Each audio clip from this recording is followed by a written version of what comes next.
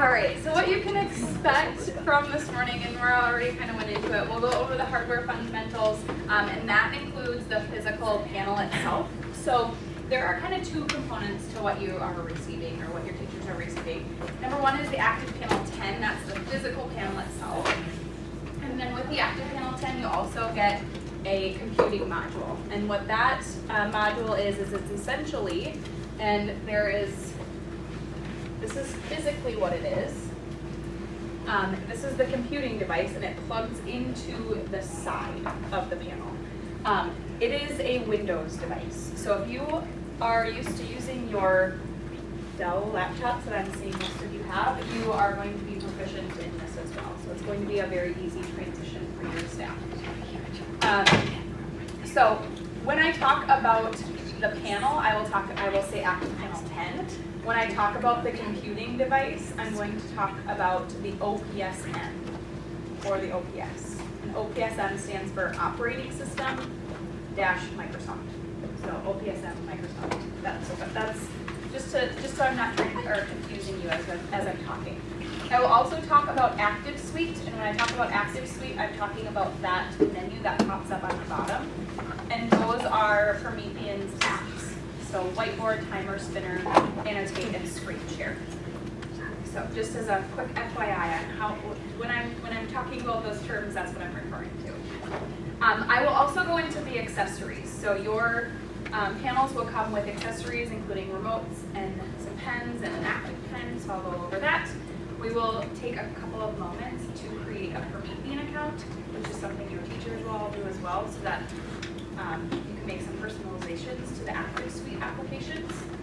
I will go into the actual ActivSuite, and then we'll go and I'll send you on your way with some resources. And then, as Nora mentioned, I will go over the panel stuff first. We'll take a quick break, and then I will go into explain everything advanced, which is our software. So what they're going to show is how simple it is to log into these devices. So you literally swipe up, you enter in your username and password, and it's just like logging into your computer that you have.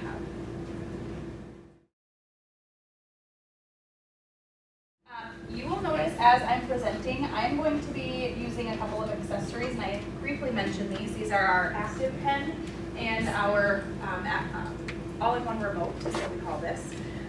Both of them are going to allow me to be untethered from the panel, so I will, for the most part, I will not be touching the panel until I get to parts where it's necessary. Just to show you, not just cutting it when it's cool, but just to kind of show you that it is possible to navigate it without. So, I'm going to go through. Get it. Sometimes, and just FYI, if it does not pair, you have to plug it back in, and then pull it back out, and then it should be paired. All right, so talking first about fundamentals of the physical hardware. My number one question that I get is, how do I clean a device? And that is a simple solution of using a microfiber cloth. And I just use a dry microfiber cloth just to buff out any fingerprints. And if you do need to deep clean it, get rid of anything like germs, things that happen in the classroom. Former kindergarten teacher, there's some weird stuff that goes on those panels, especially when you have students using them. So if you do,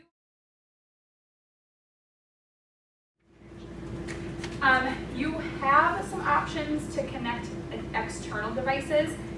You don't need to, because as I talked about, you do have a full computing system, but you do have the option to connect additional devices such as laptops, document cameras, things like that. If you want to hardwire them, I will go over wireless casting a little bit later, but for hardware specific, the panels came with 2 sets of cords. Number one, it came with a USB-C option. This is my preferred way of connecting a device. If your device has a USB-C port, mostly because it's 3 options in one, so it transfers audio, visual, and sound, obviously, or audio, visual, and touch with just that one port, but mainly because it has 100 watts of power delivery when you plug it into that side. So on the side of the panel, this is what you're going to see. So if you plug it into this port here, it's going to deliver that 100 watts of power delivery. So you can really charge devices from there as well. Your second option is with HDMI and touch. If you are connecting with HDMI, you will need to use that additional cord that is going to transfer that touch interaction. The HDMI transfers audio visual, and then that touch cord transfers the touch. So just make sure if you are plugging in with HDMI, you have both cords. I also like to point out that they are labeled on the side, HDMI 1 and touch 1, HDMI 2 and touch 2. So just make sure they're in the same numbered port so that you have that touch interaction. So questions with connecting an external device? Yeah, so that would be if you were just like mirroring your... Yep, or extending a screen. Okay. Yep. And then like I said, I will go over the wireless option. We have screen share, so there's a wireless option that you can have as well. And that's part of the Active Suite applications. Okay, so you can interact with the panel several different ways. There are 50 points of touch, which means you have several opportunities to have students working together all at the same time. Your panel also came with this active pen. That's the pen that has technology in it. It came with 2 passive pens as well. So these are literally just pieces of plastic. So you'll have those for writing as well.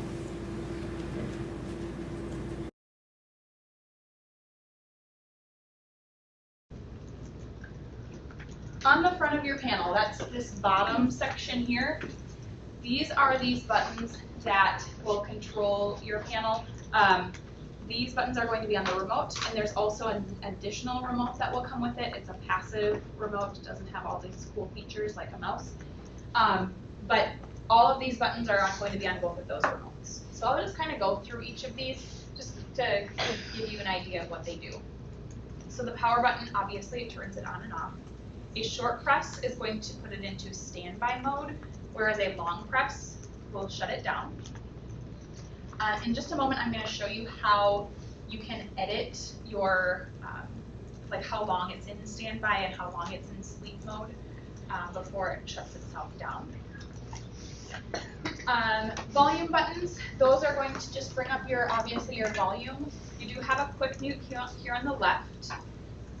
The settings is where you're going to be able to make those panel adjustments, and I'll go into those in just a moment. Flame button, that is going to be on your remote and your pen as well. What that does is that it evokes that Active Suite menu. So when you want to pull that up and access your apps, you can either go on the flame button or the flame button on the front of the panel, or either of the remote or pen. The freeze button is very similar to the freeze button that you would have had on former displays. So if you are used to using that flame button or that freeze button, it's going to do the same thing. Essentially, the way that I explain them, so these 2 buttons are very similar. They both freeze the panel. The freeze button, though, is designed for external devices. So if you are plugging in your device, like your laptop, you'll use that freeze button to freeze that device, where you'll use this no touch button to freeze the actual panel itself. So if I need to keep it on this page, it takes away touch interaction. That's where I'm using this one. It's also indicated up here in the corner. But if I do need to connect a device and I want to freeze that, so for example, if I need to send a quick email or take attendance while I have maybe a bell ringer or a part of my lesson up, I can freeze that on my screen. Does that make sense between the 2 of those settings? Perfect. And both of them you will know, like I said, there's an indicator here, and then there's these 2 buttons will turn blue on the front. This last button here is your source button. This is another way to get to those on-screen settings. So like I mentioned just previously, you have on your volume buttons, you have the settings gear. So these are your panel settings. But again, on your source button, you have your panel settings. So I'm going to go into that menu here and just kind of show you what's here. You do have the option to adjust your brightness, your contrast, and sharpness, but I like to actually turn this setting on, this automatic brightness. Essentially what that does is that it takes in light from the room through these sensors here, these ambient light sensors. So it's going to adjust the screen brightness depending on the light that's coming into the room. So when you close the blinds, it will adjust the brightness. When you turn on and off the light, it will adjust the brightness so that you have the best view. So when you turn that setting on, that's where those ambient light sensors will kick in. So it's this one right here, that automatic brightness. We also have a blue light reduction. I know that there are some students that need that, so be aware of that one. I should also mention the screen itself, and that's where this high dynamic range comes in. The screen itself has 160 or 178 degrees or 179. I can never remember. It's either 178 or 179 degrees of viewing angle. So I'm literally standing right here, and I can read that this says proximity sensor, source, no touch, and I can read everything on the panel. So I can view it from wherever I'm sitting. So if I do have students that are, their desk is, you have some classrooms where they're very small. If I have a desk right here, I can see perfectly. So you don't always see that with most, like I can't see even from here, I can't see what's on this computer or this screen, but I can see on this one. Settings. Okay, so those are my display settings. Audio settings, there is a built-in subwoofer, so this is where you can adjust those sound settings. Pen settings, this is your active pen settings. Your status is going to tell you whether it's paired, so if it's not working for whatever reason, make sure it says it's paired. It will also tell you the battery life of this. You can always charge this just by plugging in on every panel. I'm going to take this one out. On every panel, there is going to be a white dongle that's plugged into a specific charging port on the panel itself. So it's going to plug in, and as soon as you set it in here, it's going to start charging. And then when you plug that in, and you never really actually have to take this out, but you only really have to take out the pen, it will pair. So you can see it was paired. So that can be obviously charged through that, but there's also another way to charge it. On the pen itself, there's this little flap, and that opens up a USB-C port. So you can charge it like at your desk or with your phone charger or something like that. What's the battery like?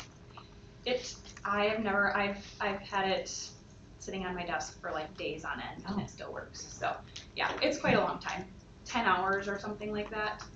So you can actually don't have to charge it throughout the day. It's kind of nice, yeah. So we'll no longer need an external speaker, because right now we have one in every classroom, and this is loud enough to be heard and has all the things. Okay, great, that's awesome. Yeah, yep. You can connect speakers, but yes, it's very loud. Great. It will fill a classroom. Okay, other settings here with our pen. Your pen writing pressure, that's going to be most obvious in your whiteboard.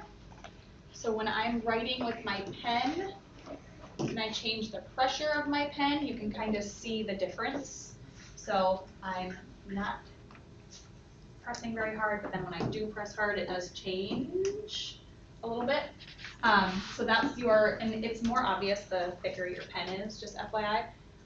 So that's in your settings here. Eraser. So there are two settings for your eraser. The first one is going to allow you to erase with this large surface area of your pen. The panel has what we call pen touch differentiation, so it can differentiate between the size of whatever is touching it. So again, when I'm in my whiteboard and I'm writing with my pen, it knows that I want to write, and I'm specifically in my hand tool, just FYI. When I take my finger, it knows that I want to move or select. I can move throughout the canvas.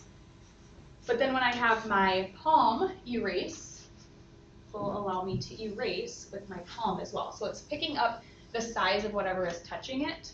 So that's where you can change that setting in those panel settings. So under pen, again, eraser, erase with palm, and erase with end of pen. So, questions on those settings? Okay. Input, this is just going, this first one, if it is not already checked OPS for the default boot source, I would recommend having them change it over to that default. That will, as soon as you turn on the panel, it will default to your OPS device. Sorry, a question.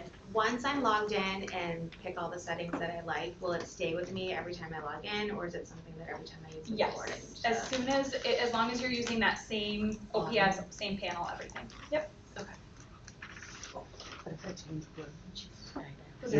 Just a follow-up question with that, is that tied to the Promethean device or is it tied to my user account? The next teacher comes in, do they have different settings than me? Okay, so the panel, the settings that we're going through right now are going to be panel specific because these are, like I'm changing the active panel 10 settings. When we go in and change settings such as your active suite, so these settings, anything you change in here, anything you change on the physical OPSN device settings, those are going to be for you.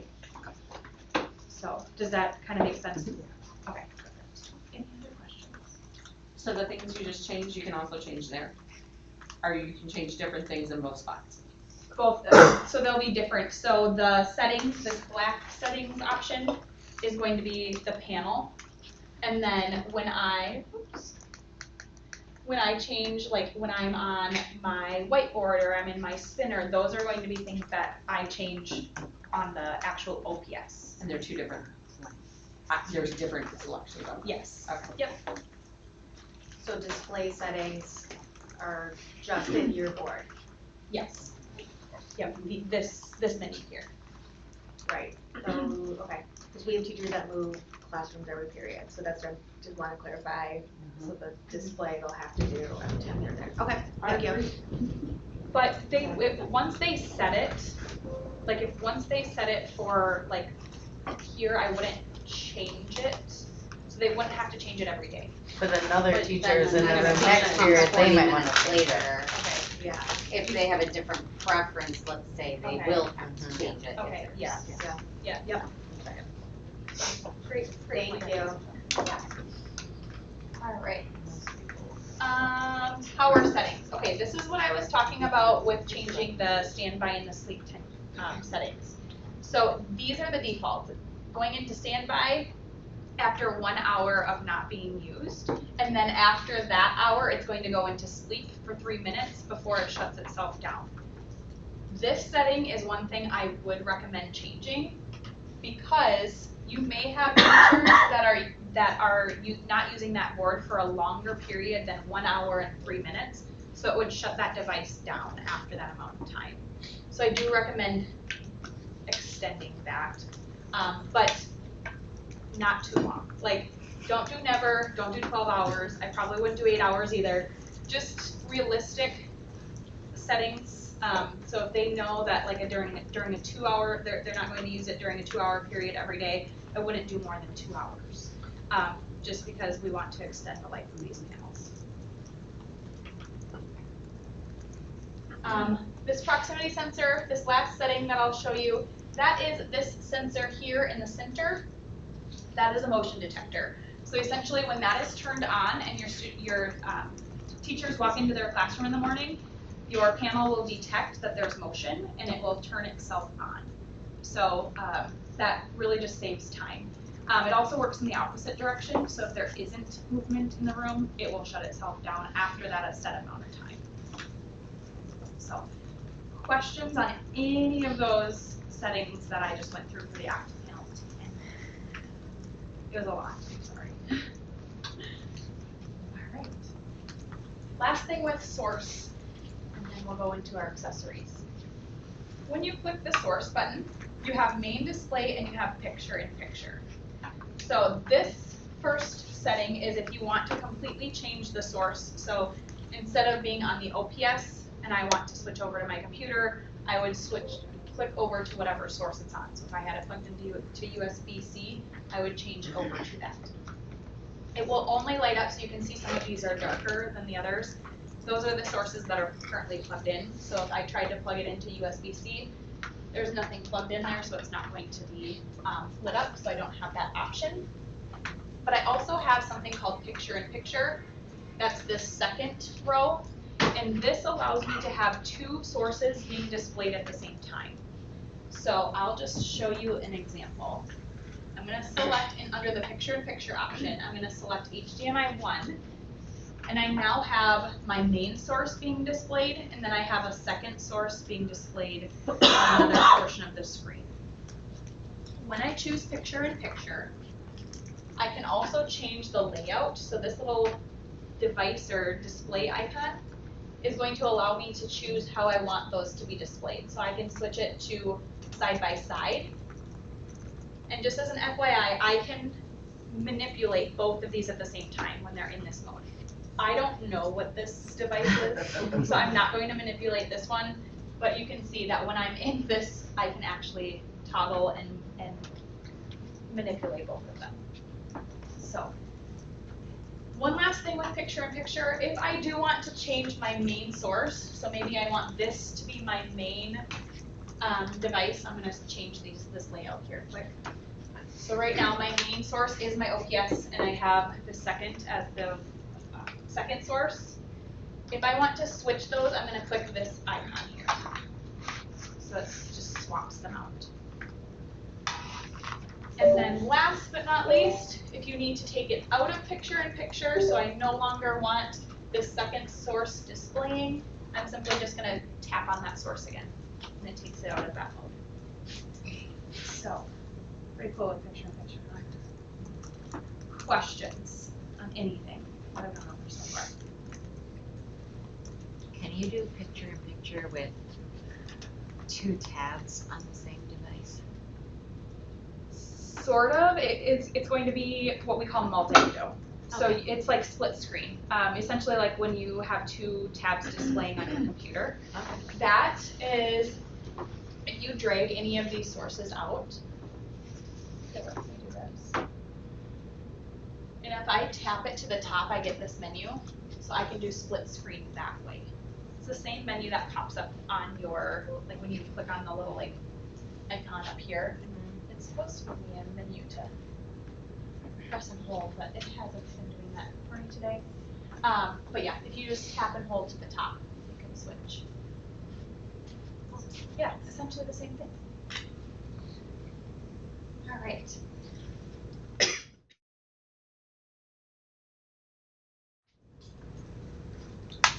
Okay, so I mentioned you have some accessories. So you have your remote. That's your passive remote that you're seeing here on the screen, and then you have your all-in-one remote. These two remotes are going to have the same buttons. This one just obviously has more. These are the same buttons that are here on the center console, with the addition of a quick option to those settings that we went through, and a back button, and obviously your navigation arrows. Then we have our actual active panel 10. I gotta repair this quick.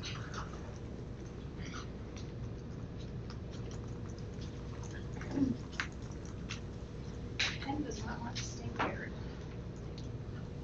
I think I'm overworking it today. Just kidding.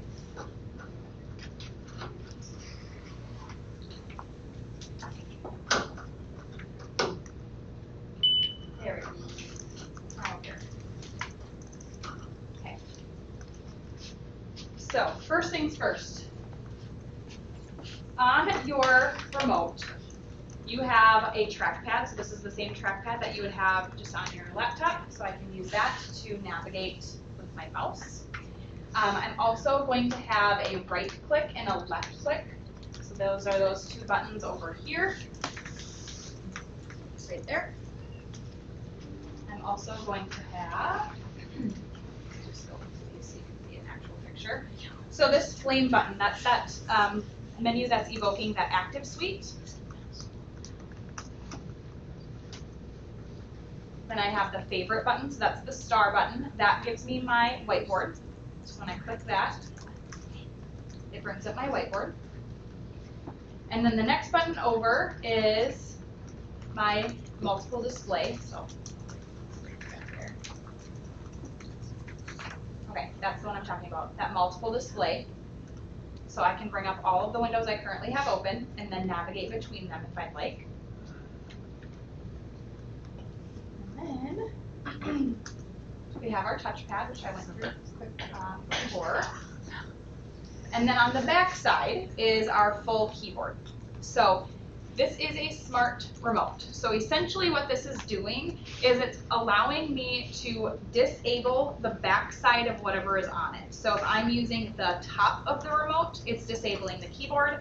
When I switch it over, it's disabling the bottom of my remote. So I'm trying to touch with my trackpad and nothing's happening because it's disabled that. So kind of figuring out what's on top.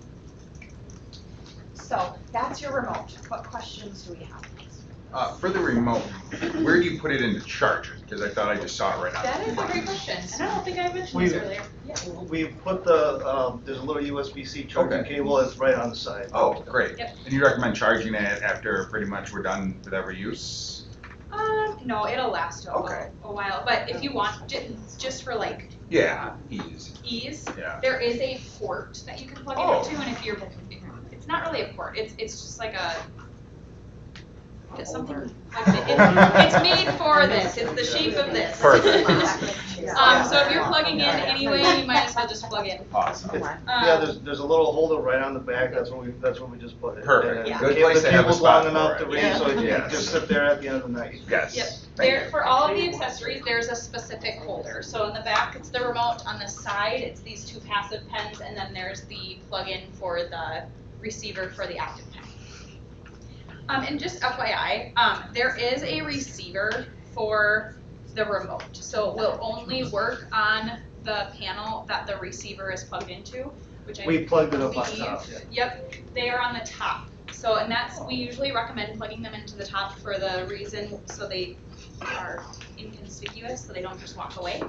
But yes, that if you don't have the receiver plugged in up here and your remote's not working, that would be why.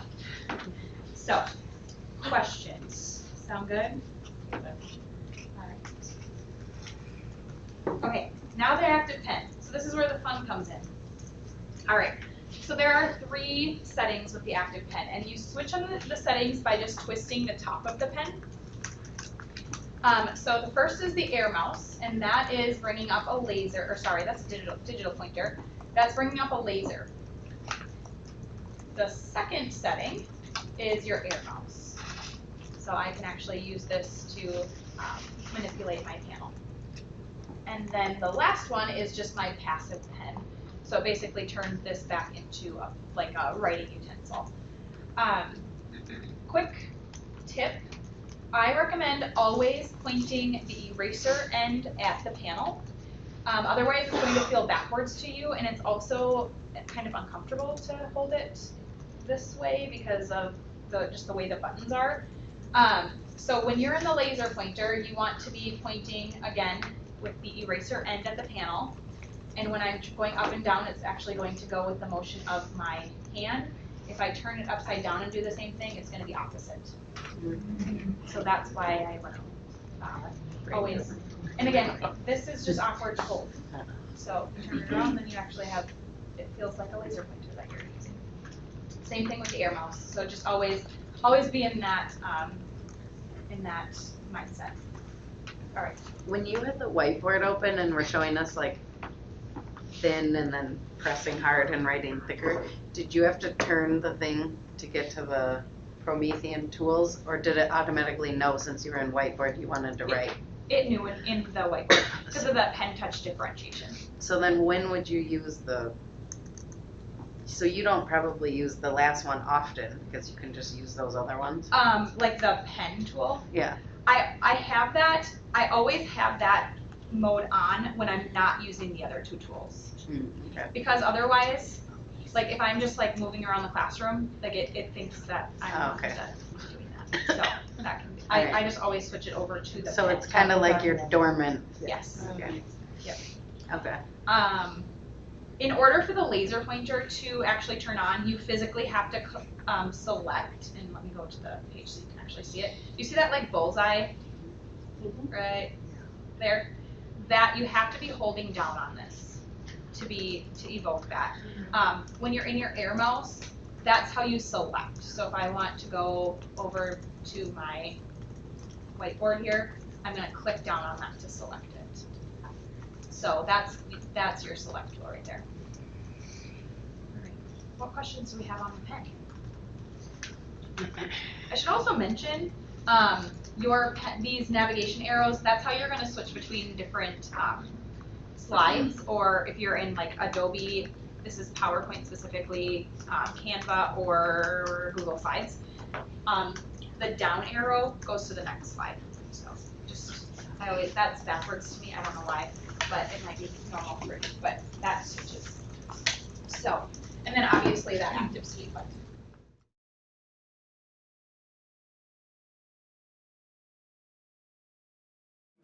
You're going to sign into Active Suite. So when your teachers turn on their OPSM for the first time and they evoke their Active Suite, it's probably going to say guest right here. So that's where they're going to click to sign in. It will look a little different here. It will give them the sign in option. So they're going to sign in with that same account that they would have created with that Promethean account. And then it should remain signed in. It may have them sign in like if they sign out, or I don't know if your school has like a set amount of time where you have to like authenticate things with your Google account, but it should automatically sign you in from day to day once you sign in for that first time. So we're going to go into Active Suite. And again, these are the apps right here. So I'm going to start with Annotate. And if you want to follow along with some of these apps, specifically the timer and spinner, if you go to that website in the upper left corner, this one right here, this little 4 square button, you can follow along with some of those apps here. So you also have the option, and I believe this morning we answered the question that you can get those through the portal, or what do they call it? Company portal. Company portal. You can actually install Active Suite on your laptop as well. So if you want to make any edits or changes or just have access to this, if you have teachers that are roaming from classroom to classroom and they'd rather just use their laptop and plug in, rather than using the OPSM and setting up a different account on every panel that they're at, they can use this on their laptop. So they'll still have access to all of those tools. And as long as their remote and their active pen is plugged into that active panel 10, they'll still be able to use those accessories as well. So first things first, Annotate. So again, I can bring up these apps by bringing up that flame button on my remote, on my panel, on my pen, whatever I'm using. So Annotate is first. Your Annotate toolbar can be moved throughout the screen, so I can just take these dots here and I can move them wherever I'd like. I can also have it be in a vertical or a horizontal mode. So right now you can kind of see that it's in this mode. If I tap to the side, it switches modes. If I tap to the bottom or the top of the screen, it's going to switch back. So just pull it either to the side or top or bottom to switch between those modes. You can see that I have it in a dark mode right now. I prefer to have it in the dark mode because a lot of times my slides have a white background, but you can switch it back and forth. It does have 3 tools, pen, pencil, and highlighter. So your pen is your pen tool. Pencil has a little different texture, and then obviously your highlighter is transparent. To erase, a couple different ways. I can either take the eraser tool and I can change the size of my eraser and I can erase that way. I can use my palm and I can erase that way. Or if I take this trash can here, I can erase everything on the screen. With the colors, you have a different color palette with each tool, so you can see that I have different color palettes for each of those. And in order to edit those, you're just going to tap twice. So make sure, so if I'm on this one and I want to change this one, I'm going to tap and then tap again. And I have these colors to automatically choose from, or I have this full color picker, so I can change it to any color I like. So that is your Annotate. And if you are on that Annotate app on your computer, on ActivSuite, or here on the ActivPanel 10, these color preferences are going to follow you. So any changes you make with the Annotate, the timer, or the spinner, those preferences will follow you.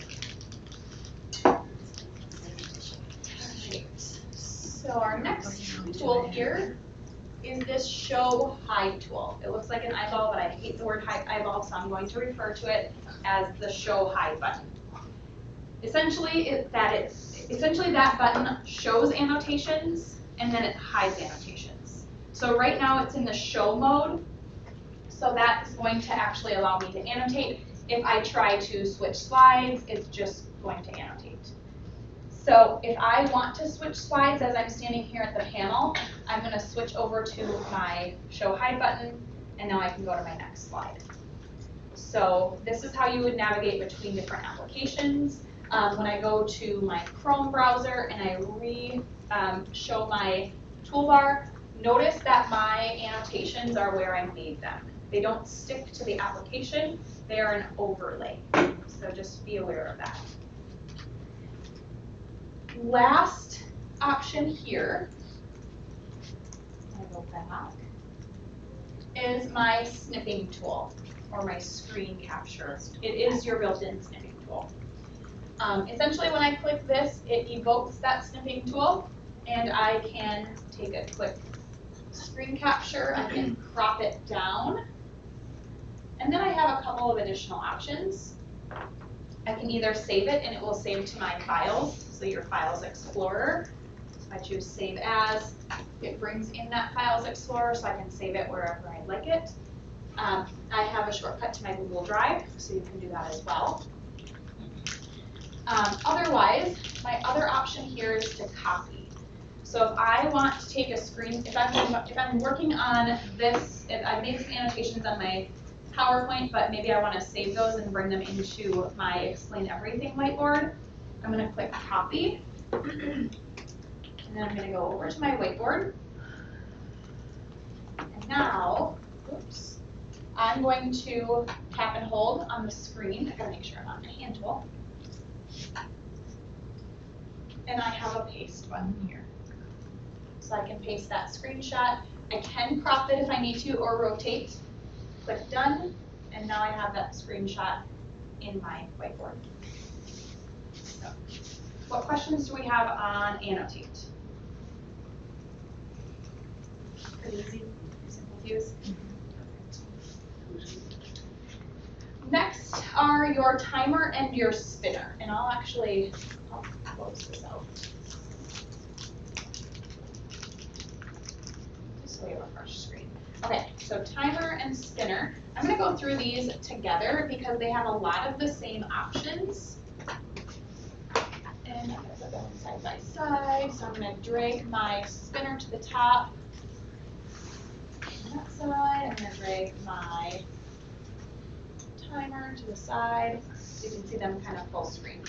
Okay, if I want to add additional timers or spinners to my screen, so maybe I have an activity that I have 2 spinners going, maybe I have a class list and then I have my addition packs where I want my students to come up and do an activity, or maybe I want a couple timers going at the same time for specific students, or if I'm doing centers or rotations, all I do is click on this plus sign and it brings up that additional timer. Obviously you can resize these, but I have them in that full screen so you can see my settings. On the timer specifically, and there are 3 settings on a timer. There's a timer, a clock, and a stopwatch. But in the timer specific setting, there's this little button in the center, and that is my presets. So I always want my timer to have, if I always have like a 5-minute timer, I can have those as my presets. On my settings here, and you'll see that my settings for my spinner and my timer are very similar. They have a similar layout. You have confetti and you have fireworks. So when confetti goes off, let's try that again. You have confetti that goes off at the end of a timer or spinner, or you have fireworks. Your sounds are going to be specific to the type of the timer or spinner you have open. So we have cheer, celebrate, and then we have like a drums. And then on your timer, you have, that's my least favorite, that's the alarm. Heart, and then our last one is our music box. Last setting here on our timer is our end phrase, and that just is text that shows up at the end of that timer. So congratulations, well done, time's up, things like that. Okay, on the styles here, if I click over there, you'll see that those are different color palettes. I'm gonna make this one full screen just so you can see. So I can switch between those colors. And then with my spinner, again, full screen. We have those in their color palettes here. With the spinner, this is your spin duration, this little sliding scale. So that's how long that spinner is going to spin for. So if I want it to just show me immediately, I'm going to put 0. If I want to, this is kind of the sweet spot, this 1.5 seconds, that's what I prefer. But if you really want to create some anticipation, you can have it spin for 6 seconds, which is actually a very long time. Display selection. As you can see, that selection took over the entire spinner. If I turn that off, it's only going to show up in, it's only going to change or show up in the piece of the pie. So I typically leave that on because in this example here, when it shows that, you can't see it cuts off part of it. So I actually leave that setting on for most of my spinners. And then this last selection here is this repeat selection. This makes your spinner a little bit more randomized. So when I turn that on, it's going to select like 5 + 4 could be selected again, like the next round potentially. When that's turned off, like if I'm doing a class list, for example, John's name is not going to be selected until everyone else in the class has been selected. So for class lists specifically, I would turn that off. So that's your spinner settings. What questions do we have? All right. Heading back over to timer, we'll talk about spinner in a little bit for creating lists. But as you can see on the timer, I have 3 settings here in the top. I have my timer, I have my stopwatch, and then I have my clock. Let's go on full screen so you can see that. So, timer, I can have it digital or analog. Again, I have those same celebrations, things like that. For stopwatch, I can turn on and off the centiseconds. I can also have a ticking sound. I prefer to leave that off. And then my clock, I can have it digital or analog. I can turn on and off my seconds or second hand. I can put it in 24-hour format if I need, or I can change my time zone. And just like the timer, I can have, or sorry, just like the spinner, I can have multiple timers displaying. So I could have a timer and a clock displaying at the same time. So those are our timer settings. And then I'm going to hop back over to my spinner. So creating lists is pretty simple. I'm going to click on the name of that spinner. So right now I have my addition facts. I'm clicking on that. And I have a full library of spinners that I've already created. There are 3 presets. There's shapes, numbers, and continents, I think. So you can always delete those out by clicking on the pen, or pencil. And there's an option to delete. Or when I go in and create the list, this is where I can enter different items. So you can either type them in. The easiest way to add spinners is to copy paste. So if you already have a list of items, so if you already have a list of your class list or your spelling words or whatever you might be using that day. If you have that in like a document or a spreadsheet, you can just copy that list and paste it in here, and they should each, as long as they're on its own line or in its own cell, they'll paste over into their own cell here. And then the third way is through this import button. So you can import CSV files into the spinner. So if you have your class list in this form of a CSV, or if you have other lists that you've created with a CSV file, you can import those. Are we familiar with CSV files? Anyone need me to explain it? All right. And you can create your own, just open it up in Google Sheet and then export as a CSV. But I want to hop into screen share, and this is our wireless casting. So we have 3 layers of security with screen share. Number 1, you physically have to open the app on the panel. So you have to open that screen share button. Number 2, that code that you're seeing at the top can be refreshed. So if you have teachers that are teaching with a different group of students all day long, they can refresh that each hour if they'd like, so they don't have their first hour students trying to screen share to their panel in third hour. Last, which has happened, as you can probably imagine. And then the last layer of security is this waiting room. So their names and devices are going to go into this waiting room, and so you as the teacher get to decide who's screen sharing. Do we want to test this out? Do you guys want to try screen sharing? All right, so what I'm going to have you do, and I'll go real quick. Okay.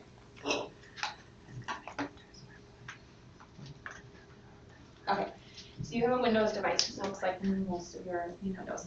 By far the easiest way to screen share from a Windows device specifically is the Wi-Fi Direct, which is your Windows button plus the letter K at the same time. You should get a menu here on the side, and I'm going to open screen share back up. There should be a little checkbox underneath it. Allow mouse, keyboard, and other input. Yes, that is, and you know that you've selected it because there's this purple dot. I can select up to 4 devices to share at the same time, and they'll just show up kind of like picture-in-picture did. If I selected 2, they'd be side by side. 3 would be, I think it's 2 on the top, 1 on the bottom, and then 4 devices in each of the 4 corners. Touchback allows you to open up and actually manipulate that screen without, obviously there is no cord attached to Nora's computer, and I'm able to manipulate this screen. So that's that little checkbox that is selected. So on a Windows device, the other way to screen share, and it sounds like that was in the Portal app as well, screen share. Yes. Yeah. Okay, so if you want to download the screen share app, you can get that through your company portal. You will be able to download that screen share app. The difference between that, which actually might solve your issues here, is you enter your own device name. So instead of it populating a device name for you, which is supposed to match up to your computer, you would enter in the codes manually, and then you'd enter in your name manually. So is that something like we would have?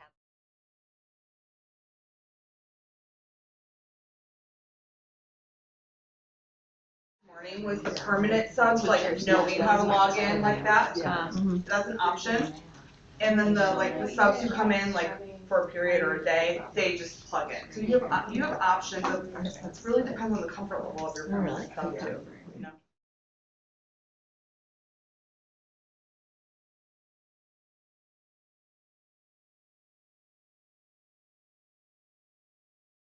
So I'm just going to open up ActivInspire just to show you something really quick, so teachers can reuse their old documents. They will get, this is what ActivInspire software looks like when you open it up. When you're in a flip chart,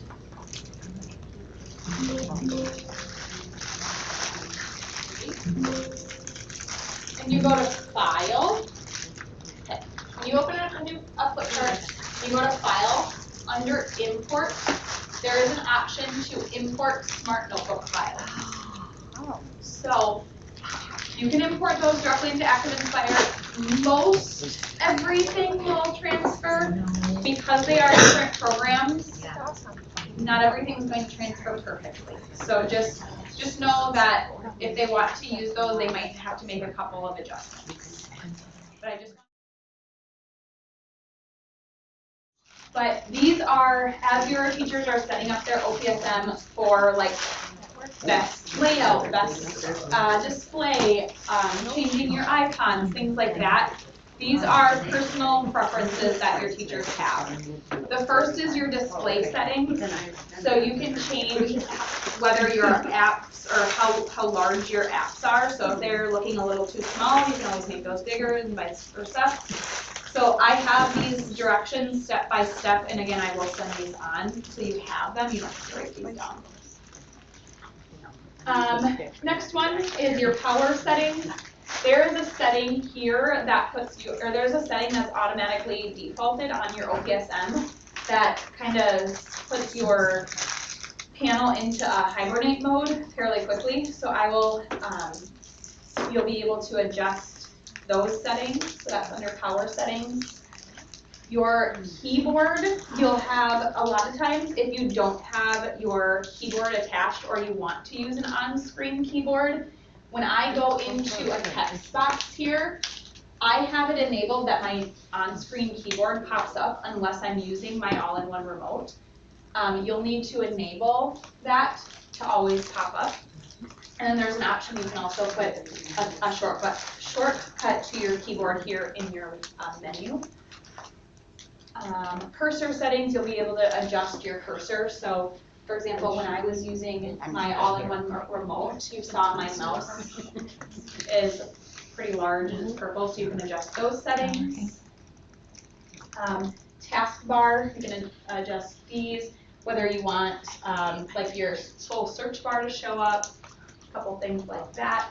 These are my recommendations. Again, these are all personal preference. So I just like to point that out. These are not required settings.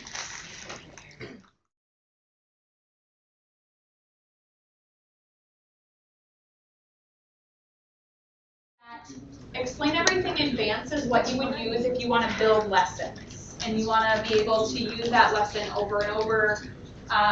You want to create from home. You have a full like cloud storage on Explain Everything Advanced, where you can have unlimited number of projects, and I shouldn't say unlimited, there's like a lot of projects you can have. On Explain Everything Advanced, you can have unlimited pages. But then on the whiteboard here, although you have a lot of the same, like it looks the same, have a lot of the same features, it doesn't have that cloud-based storage. So if you want to save, you manually save. So in this the whiteboard on the Active Suite, in order to save, you have this little share button, so you would manually save that. So that's why we're kind of moving towards this Explain Everything Advanced, because it has that cloud storage. One other thing with Explain Everything Advanced is that you'll be able to log in to, like, you don't have to have Active Suite on your computer in order to make lessons at home. Like, you can just log in through the Google browser and you'll have access to that. So, questions about kind of the main differences between these two. I can still see use cases for using the whiteboard. So if you have teachers that just like, they just need a quick whiteboard to bring up, they don't necessarily have a lesson that they're going off of, that's where they would use this whiteboard, where they wouldn't necessarily have to save it. But there may be an instance where your teachers do create something and they want to save it on the Active Suite whiteboard. You can still go and save that as a project, and you can upload it into your Explain Everything Advanced. So you can always edit and go back and forth between the two. Yes. Would the best way to share what you do on here and probably here is like screens, do this like the screen capture? Like, who are you sharing it with? Students. Students? Okay. If I'm jumping ahead, that's way too. No, you're fine. I can answer it now. So there's kind of two different things. So number one, if you want to share the notes from class and you want to share it after class, the easiest way, and it's actually the same on both, it's that share button, that same share button that I have clicked Yeah. You're going to export, you have one extra click on here, and you're either going to save it as a PDF or a PNG. Okay. Save it, and it will bring up your Files Explorer, and you can save it to your device. Okay. Or if you have a shortcut to your Google Drive is probably where I would save that. Yeah. If you want students to have the, like, a follow along, there's this purple share button here, and there's this, you would enter in that code, so like on that Explain Everything site, there's like, it says to enter a code, you can enter that code, and you have up to 6 people that can join. So some of you can follow along with me today, but it maxes you out at 6 with this version. You can also, with collaboration, you can collaborate with teachers. So if I wanted to share this document and I have a co-teacher that I want to work on it with, I can go and invite people. And I have this individual access here where I can add that email address, and I can choose whether they can edit, they can view and download, or they can just view. With this access, you'll only be able to have 2 collaborators. So it's really for those co-teaching situations. Okay. Thank you. Yep. And I'll add one more thing. A lot of times you have like grade levels that everyone wants the same document. In order to do that, I would do this export as an explain file, save it. So I'll just walk you through that. So export, and it's going to save it as a download. So then when you go back to explain everything, so from that download, what you would do is have your teachers share via Google Drive, probably. Have them download that and then go to their drive, and they can add a new project here. So this is what it looks like when you add a project. You'll get this pop-up where you can start with a blank project. This templates library is like the Explain Everything template that we've kind of created designs for you. Otherwise, you have a file. And so you would import that Explain Everything file through this button. This is the same button that you would use if you wanted to import like a PowerPoint, a PDF, image files, things like that. So you have a file, and then in this case, I already downloaded it. So I'm going to go to my downloads, click open, and then I have another version of that same document. Questions? So if you edit it, it doesn't edit mine. Correct. It's a separate file. Yep. If you do want to edit on the same document, it's that collaboration. Collaboration one. Okay. Yep. Okay. So I'm going to go into kind of the workspace. So I mentioned here is where you are going to start with our template. So if you were to click on this button here, you're going to get this template library. So I just got there through my page sorter. So I opened up a page. So I opened up my page sorter here, and I added a page. So you'll have this same template library if you are following along. These are sorted by like, not really grade level, primary and secondary, but like data visualization. These are your charts and mind maps and things like that. We do have some seasonal ones. These are kind of fun. Colors and patterns. These are your main backgrounds. And then activities are kind of fun. So lots of, and this is a good place to look for like inspiration too. So you have those templates to choose from, but you can always start by bringing in a file that you already have. The only file that, and as a Google school, you aren't going to like this answer, to be honest. You can't bring in Google Slides. They're working on that. So I'm hoping in the future that is a possibility.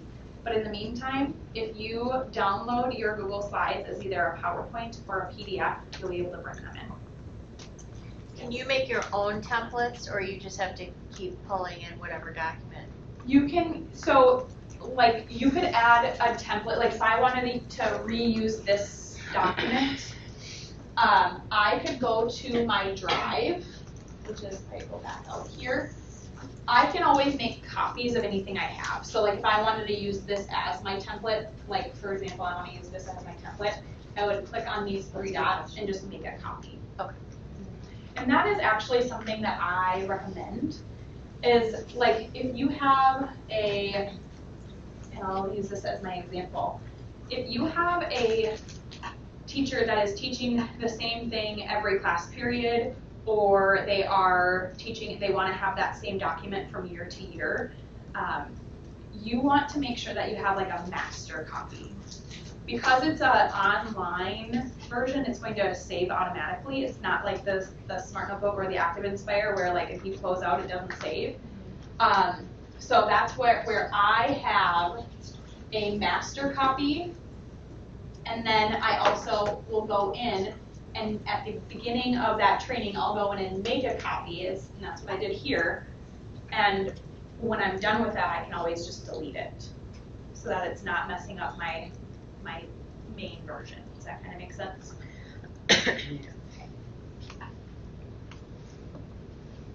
All right. There we go. Okay, so this is your navigation of your canvas. So you do have the option to record. The panel itself, if you are presenting in Explain Everything, it does have a microphone. And I don't think I mentioned this. The Active Panel 10 has a built-in mic array.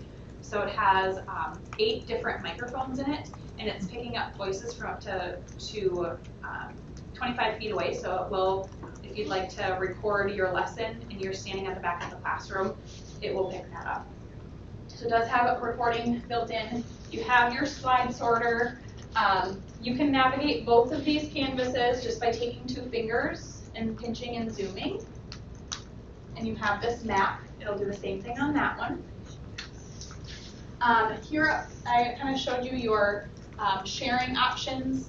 I do like to mention that if you do have anyone following along with you, you have the option to show exactly what page you're on. So if you do have like a scenario for like following along, like if you have a student joining your project, you could have those for those that might be visually impaired.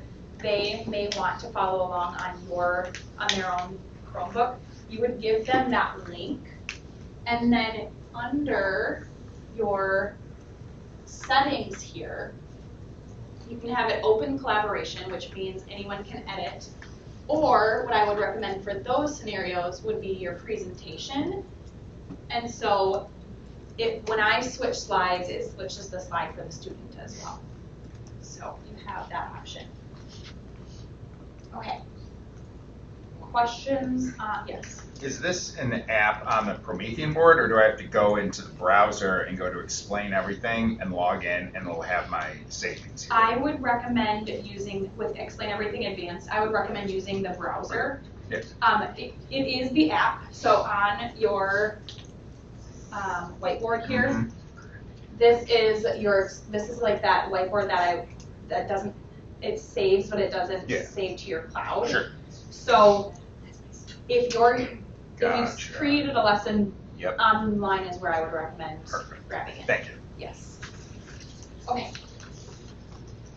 Lindsay, on ours, it doesn't show the whole entire, Yes. kind of like Great question. I mesh. forgot about that. Okay. It resizes. It tries to resize to the size of your screen. To edit that, if you go to the 3 dots in Chrome and zoom out, so up here, go to like 80% or something like that, it should extend your toolbar.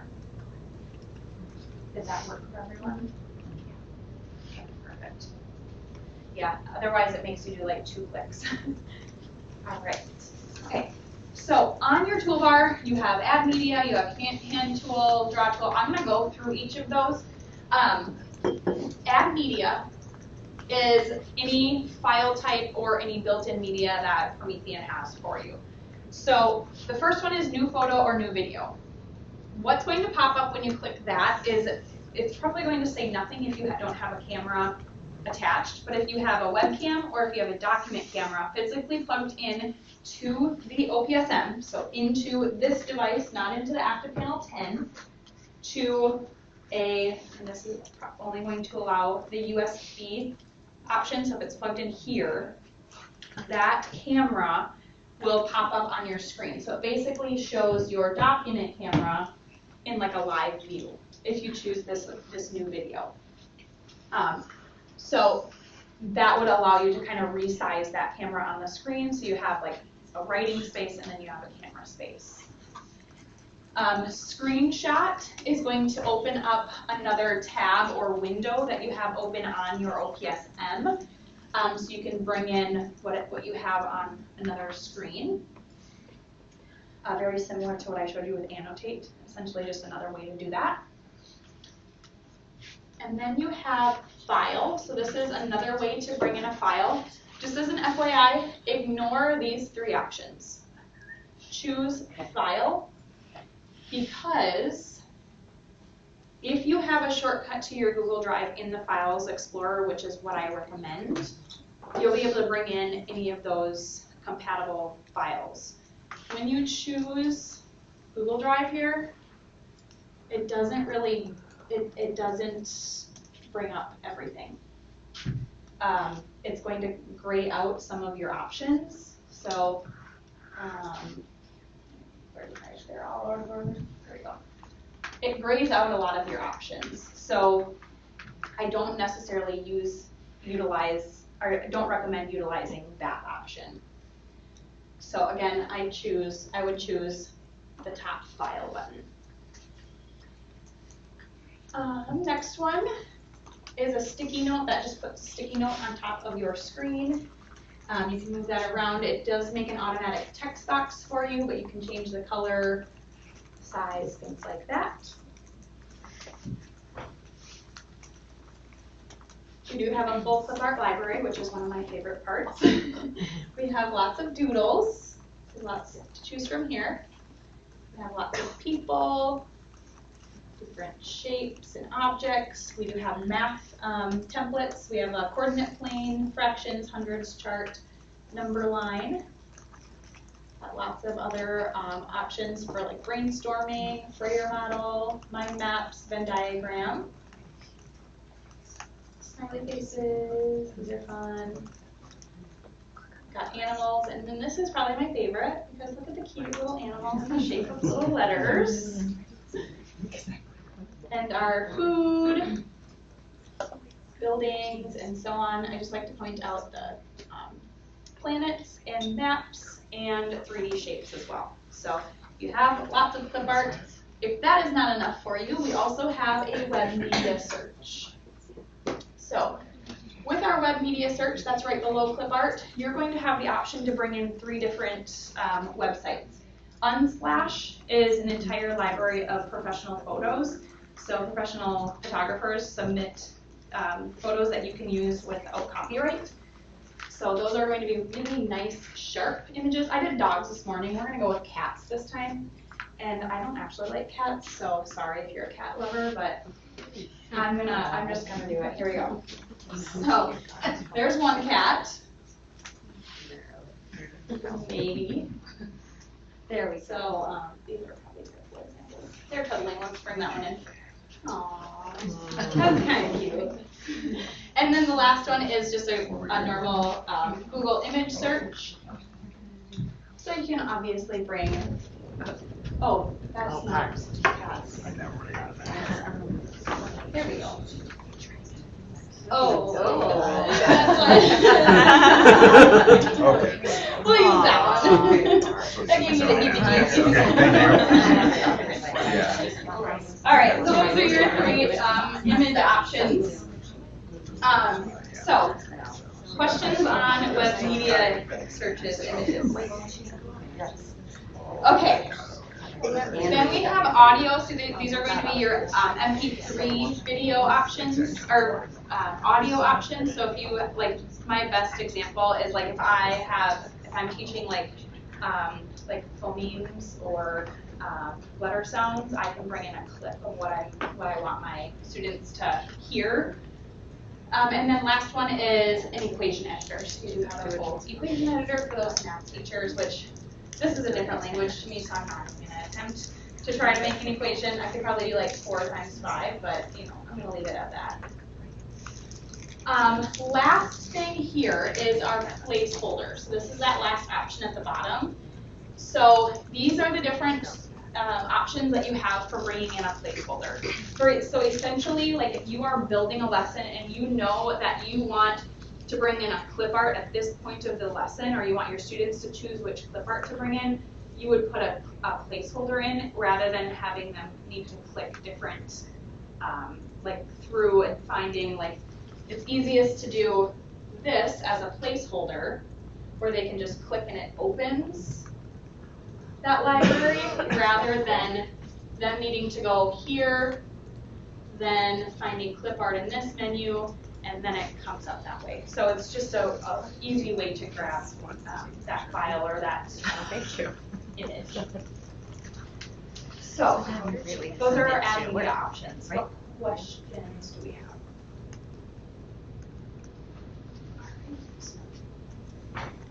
I'm going to skip ahead because I went through most of these.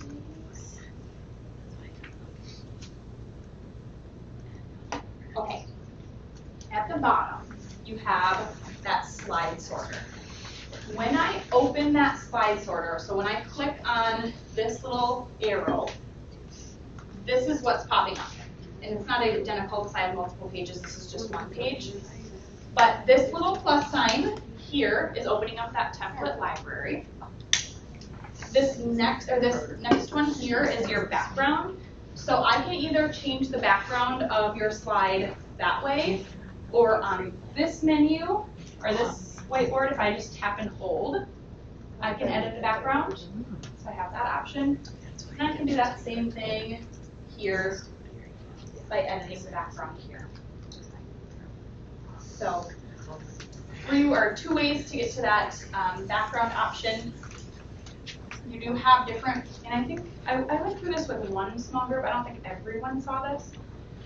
But with your backgrounds, you have different background colors. If you tap twice, you can change that color manually. You do have a hex code, so if you know your color code, you can add that. You have grid paper, lined paper, music staff, dots, writing road paper, things like that. If I want to change the size of those lines, I'm going to click apply, and then I'm just going to take 2 fingers and I'm going to pinch and zoom to edit that line size. So I can have it as skinny or large as I need it to be.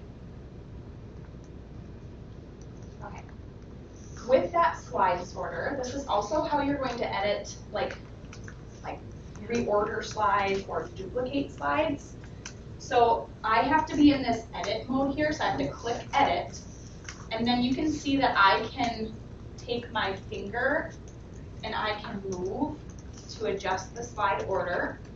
Or if I wanted to duplicate this slide, I'm going to have that selected, and you can see that I can select multiple if I'd like. You can kind of see that faint check mark. And I would click this duplicate button, and it would duplicate those slides for me. So that's my duplicate. And then this last one here, if I want to go to a specific slide, I would just type it in instead of like swiping through. So that's our slide sorter. What questions do we have on that?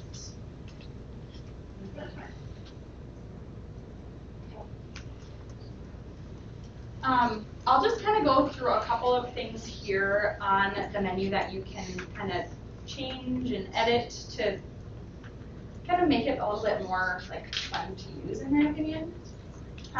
First one is the laser pointer. You have a couple more options than the laser pointer with your pen. So if you click on that, you have like lightsabers, and you have pen, pointers, and you have a red dot. You've got lots of options here.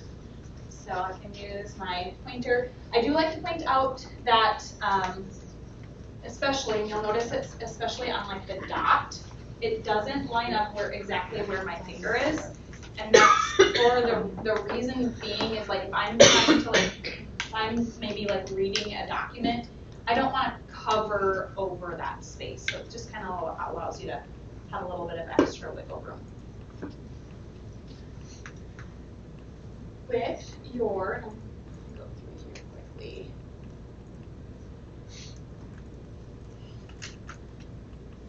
I know that we're getting a little low on time, so I'm going to skip over some of these, but I promise I will show you, like I've shown you adding images, but I'm going to go through some of these just to, okay. Here we go. Okay, so a couple things that you can do. So your toolbar is going to have your pen tool, it's going to have your shapes tool, all of your eraser settings. So first is our pen here. So we have 3 pen options. So again, you've got your pen, your pencil, you know how they have different textures, your highlighter, things like that. So very similar to that Annotate tool. If you are using your eraser, you have 3 settings on your eraser. I'm actually show you one more thing before I get into that. One thing I like to point out is that you can kind of make your documents a little bit more interactive just by using simple tools like that pen and that eraser. So the first is if I wanted to, and I'm going to clear all my drawings just by tapping, and clear all drawings, so I got rid of my annotations I just made. Again, that was a long press on my background, and I chose that clear all drawings. If I want to clear out everything on my canvas, I do have a clear canvas option. But let's say I want to make this answer key a little bit more interactive. I'm going to use my pen tool, and I'm going to change my pen to the color white. And I want to make it a little bit thicker so that I can just easily cover these up.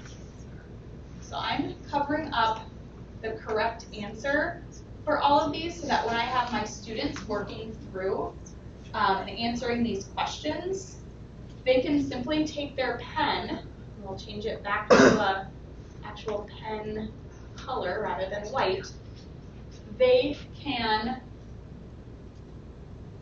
fill it out and then use their eraser or their palm erase to check their work. Look, I was wrong, I got that answer incorrect, but I can use that answer key. Does that kind of make sense? So that's just by using that Annotate tool. I also have the option to use a picture eraser. So let me show you that one. I'm just actually going to bring in, we're gonna go rogue. All right, so our picture, or our eraser has 3 different settings. So we have a setting for erasing annotations that I have just written. Let's try that again.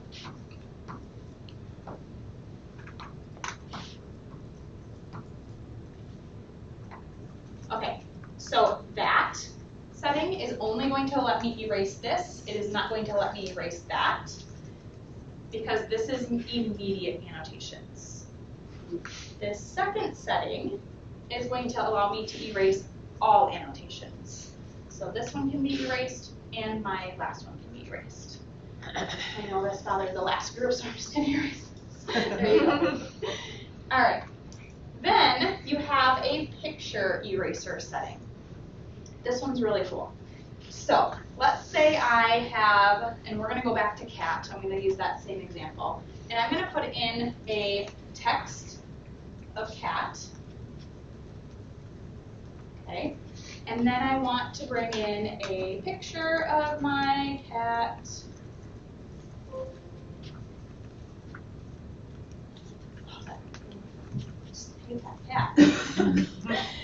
All right, so I have a picture of a cat on top of the word cat.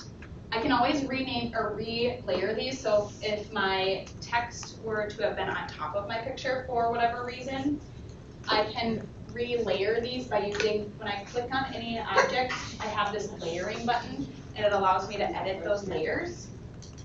But now that I have that set up, I can use that picture eraser tool and I can reveal that text underneath. And I can do that with like answer keys as well. So, and I don't have the best example, but I want to show you, I'm going to do a couple things here. So I do have a file, so I'm going to bring in a file. And I'm going to bring in a PDF. I have this example, I'm going to open. And when you do bring it into, this is a side point, when you do bring in a PDF, you do have options. You don't have to bring in the full file.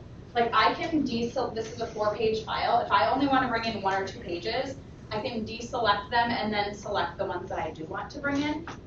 And then when I do bring them in, I can either choose if these 2 pages go on separate slides, or I can stack them in different ways. So I'm just going to do this. And I'm going to import. And so now I have these side by side. And with that picture eraser, I can't erase PDFs, but if I have a picture of this, which I can use my cutout tool to use, I can erase my picture. So I'm going to take a picture of this with my cutout tool. So I have another copy of that. I'm going to do the same thing with this one.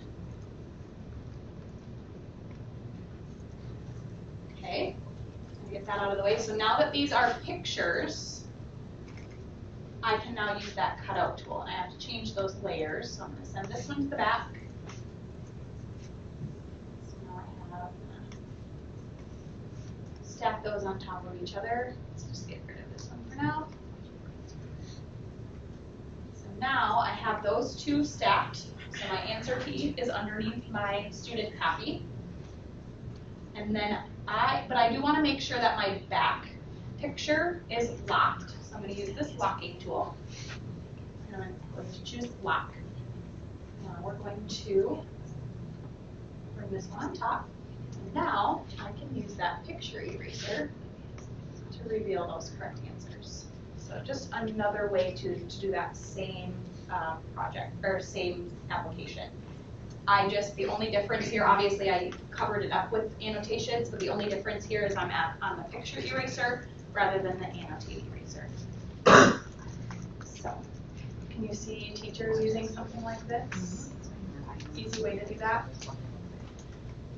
All right. A couple more things I'd like to show. This is what I call a magic revealer. So this is probably my favorite tool.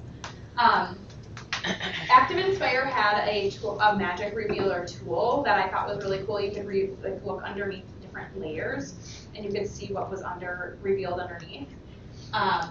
And so I kind of I figured out a way to do it in Explain Everything, but it's a different process. So essentially what's happening is when I this is my revealer tool, and you can use any shape, it doesn't have to be a magnifying glass.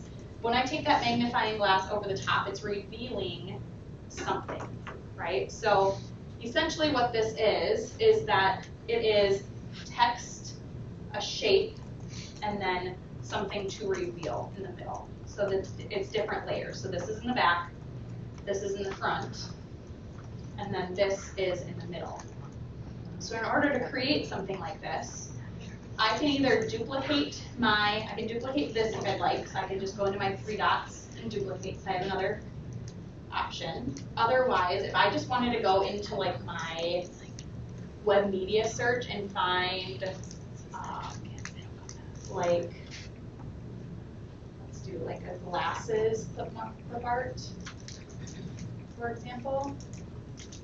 And it could be anything. It doesn't necessarily actually have to be glasses. It could be a box. It could be a shape. It doesn't matter what it is as long as it's a different color. So we'll use this one for example. And what I'm going to do here is add a text. And we're going to do the same thing. I'm going to do the cat. I'm going to reveal that word of the cat. So I'm going to do cat here. I'm going to make that a little bit larger.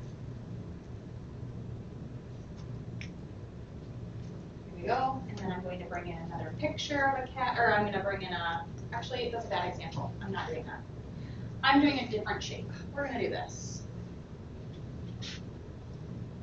And draw a star. We'll do a star.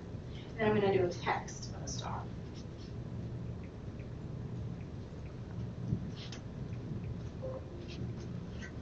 All right. So now I have my text and my shape stacked on top of each other. But now I need to change them so that they're the same color. I'm going to change the star word to be this orange color. I'm going to put on my shape and do the same thing. I want it to be this orange color. So now you can't see my word. So when I take my revealer, I'm actually going to change the layers. So I want to have this to be, I want to bring it forward because it's currently behind my, here we go. Change my layers, and now I need to send it back.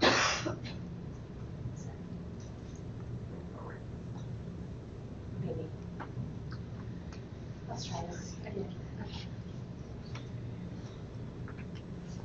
Change my layers again. It's in the back. I'm going to send it to the back, so it's all the way to the back, and now I'm going to bring it forward so that it's between the two. Maybe.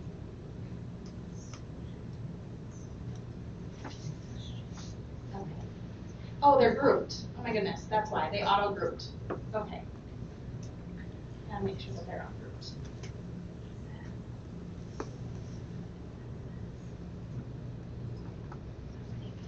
Okay, again, it's on top.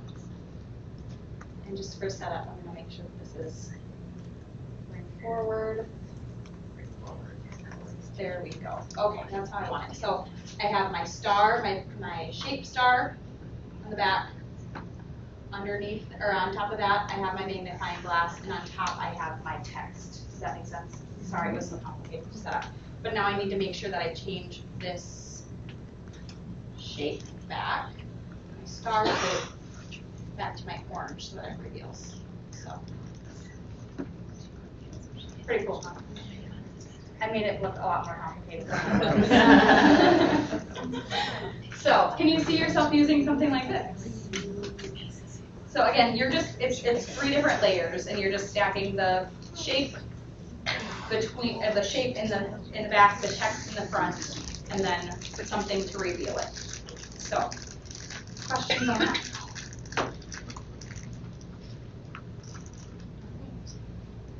Okay. So this example, I like to use with our shape tool.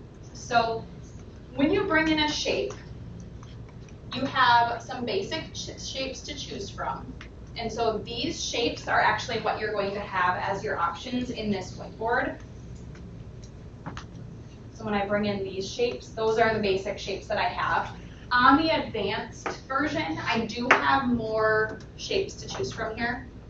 So you have those additional options. But when I bring in a shape, and I'll just do a arrow for now. When I bring in a shape, I can either change the color and the border and everything of the shape before I bring it into my whiteboard, or I can change it afterward just by changing that shape color. But my other option here is to change the opacity. So it's a little bit more transparent. So I can make it transparent on here. So what I'm doing with this example is that I am using this so that I can use it as kind of a reader. And I can't remember what they're actually called. Like transparent. That's the reading strips. You know what I'm talking about? Line reader. Yeah. Yes, line readers. So I like to use that with my shapes tool. So what I did here is I literally just created a rectangle, drew it in there, and you can resize it to be the length, or sorry, the width of your passage, and then change it to whatever color you'd like, but then change the opacity so that it's kind of highlighting. The other thing I like to point out is that you can lock it so that it's only moving in this vertical direction. So you're actually going to lock it so that it does not move horizontally. So you're going to lock horizontal. And so now, if I try to move that shape left and right, I can only move it along that horizontal or that vertical plane. So that is your shapes tool. Questions on that? Okay. So you saw me use that cutout tool to make a screenshot. Another way to use that cutout tool is to pull out different facts and vocabulary words and things like that. So another thing I can do is use the cutout tool, and I'm going to use this rectangle. And let's say I want to answer some of these questions. Who plays the sea turtle in the production? And I don't remember who it is, but I'm just going to say it was Nora because I'm not reading it. And I could cut out Nora's name. Or maybe I just want to point out, maybe I want a list of the characters that are in my story. I can say Mr. Perez, I have Nora, I have Macy. So I can pull each of those things out of my passage. So just another way to use that cutout tool rather than just taking a screenshot. I also like to point out that there are two settings on that cutout tool. One is this, this rectangle tool, but then there's also this lasso. So I can just circle what I want to pull out, and it will be in that kind of like circle shape or however you cut it out. So, questions on that? So are you seeing like a couple of different ways that you can use this rather than just as like a slideshow presentation? Good. Some of the things that I've shown, I'm curious, like what are some things that you might show your teachers, or what were some of like those wow features that you're like excited to explore? Yeah. Changing the background to have the lines on it. I feel like I have a first grade teacher who is getting this board, and I feel like that will be really helpful for her with teaching handwriting and modeling. I thought that was cool. That reminds me, there is a template in our template library. It's on both. And I like to point this out because I'm a former kindergarten teacher, and I made this because of one of my frustrations with the text box or the text app. Text feature is that there are no, other than actually there's one, but it's not great. There are no fonts that have the A that looks like the circle in the line. They all have that like hook A. So, and this does not solve everything, but my teachers wanted a template that they could use for handwriting. So I created this template. So going in to add a new page into my template library. If you search, and I remember this morning, if you search language arts, I don't have that. I don't have the keyboard turned on that one. So I'm just going to do it the easy way on this one.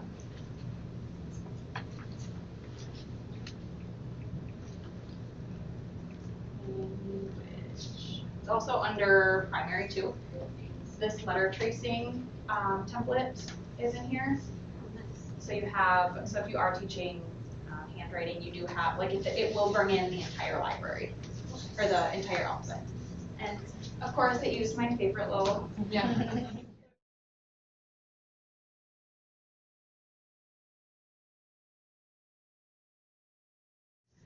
but this website has links to videos, courses, PDF guides. We also have a professional development series that I'll talk about here in just a second. So all of the videos from those series are also linked onto this website. Words are hard. So definitely recommend checking that. Sorry, I started a little earlier. Please. So this website is going to be a really great resource. And I think Nora had said she had linked a lot of stuff that's on this website. So if you just use the resources that have been provided, you probably have access to this already. We're also on social media. So this is EC EdTech Tips is our professional development team here at Promethean. And we have a full team that puts together videos Monday through Friday. We post a new one every single weekday that has just little tips and tricks. Right now we are doing a series where every Monday we post Microsoft tips, so which will be very helpful with like the OPSM. Tuesdays we do teasers for our events coming up, so like what you can expect at our next professional development event. Wednesdays are website Wednesdays, so just recommendations for different websites that you can use in different types of classrooms. Thursdays are Tech Tip Thursdays. Those are just Promethean tech tips, so we talk about like our Promethean apps. October, we're switching gears to do like what we're calling Thrilling Thursdays, so stay tuned. They're like Halloween focused. And then Fridays are all Chrome tips. So those are, so if you're using the Chrome browser, we try to keep those tips to those couple of things. So no matter what day you're following or whatever day you check us out, you'll find something. So definitely follow us, either TikTok or Instagram. We post the same videos in both places. And then last but not least here is, and I skipped ahead, this is the page I'm looking for, is our professional development series. So every year we do these same 5 events. 4 of them are dedicated specifically to teachers. The Tech and Admin Summit in February is geared more towards like the IT and like back-end stuff like admin and like the setup of the panels. So the events May through November are specifically for teachers and teacher leaders. So Teacher Appreciation and Teacher Tailgate, those are 2 events that are very similar. They're always evening events. They're about an hour to an hour and a half in length, and they're just quick events where you can come in, get in, get out, and you're going to be on your way with some resources and new ideas. Camp Promethean and Steam Forward are more so like your conference types of events where you can join and you'll have different sessions to choose from every 15 minutes, half hour, and so on. Camp Promethean is by far our biggest event. It's over 2 days, 4 hours each day. I am biased. I am on the planning committee for that one, and that is my favorite event, and it's the best event. I'm also on Teacher Tailgate, so that one has a little bit of a, soft spot in my heart, but Camp Promethean is my favorite. But Teacher Tailgate is also coming up in September, so save the date for that. You'll get to see me online. So if you want to see me again, join us in September, and then Steam Forward in November is our next event we have after that. You can join either by the QR code or that link. I'll also send these links after we're done today, so you can send these out to teachers as well. They're all recorded, and I mentioned they're up on that Learn.Promethean World website. They are all virtual, and they're all on Zoom, Zoom events. So if you're used to joining from a Zoom meeting, that's how you're going to enter. And then they're all free as well, so you don't have to worry about having fees or whatever. So those are the events that I recommend joining. Again, camp is my favorite. Teacher Tailgate's coming up, but definitely join, and I will be there.